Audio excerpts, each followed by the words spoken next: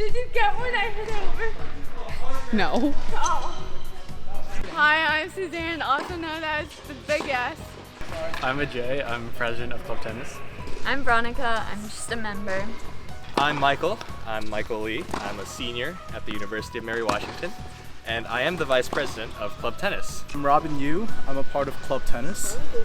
Were you even there? My name is Zoe Harrington. My name is Olivia Foster, and I'm the secretary of Club Tennis. Can you recount what happened the night of March 28th? So that night we were warming up at 8:30. Ooh, that night was a very eventful night, actually.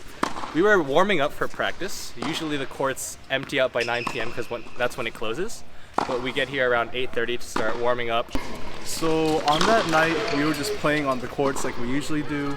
We usually have 6 courts in the indoor area where we can all play. Of course, since it is an open court, we share the courts not with just the students, but also with the community members who usually like to participate in like men's dubs matches, USTA matches, and all those other events which you also have to pay for.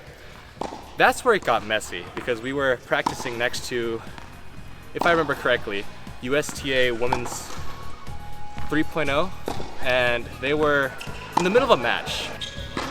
So we were warming up, and this lady on the court next to us came up to me and said, "Can you guys stop hitting the ball over and just be more careful?" And while we were warming up, there were some women playing their USTA match on the court next to ours, and we had the curtains up, but a certain member of our team was accidentally hitting the ball over the net onto the women's court while they were playing.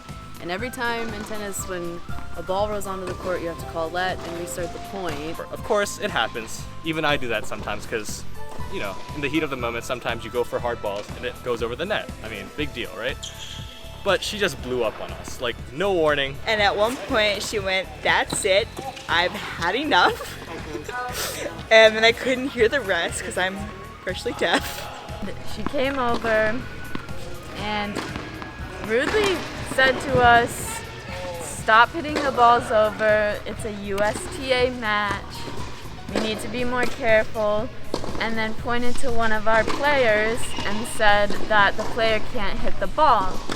And at that point, I just was very frustrated because that was unnecessary to point that out.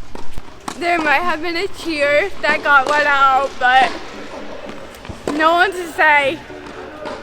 She said, "I'm a tennis coach, but I don't care." Those were some of the meanest ones she said. She says they deserve to be called that, and that's when we lost our minds. Yeah, and then after that, we just kept playing tennis, and then later me and a couple other members went over to go talk to her. We told her that wasn't really like a nice thing to say, like we understand why she's frustrated. And then when we told her that was rude to say, she said, "I don't care." So that is what happened on that fateful night. So yeah, that event actually led to a lot of big changes. One of them actually, our member, Big S, they've been using a racket for a very long time, and it's something that they didn't like using. So I actually offered to take them to Dick's Sporting Goods, and that's where we got a new racket. And since then, they've improved a lot, and I'm very excited. And it's all about the racket. So I was so peeved at Gail that I decided that it was time to upgrade.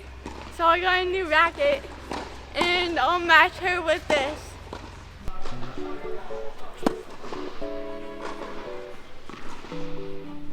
I took this obviously as a personal attack, and I reflected and realized that even though what she said was hurtful and rude, but it was also right. So I tried to improve and hit it more straight instead of all the way over sideways.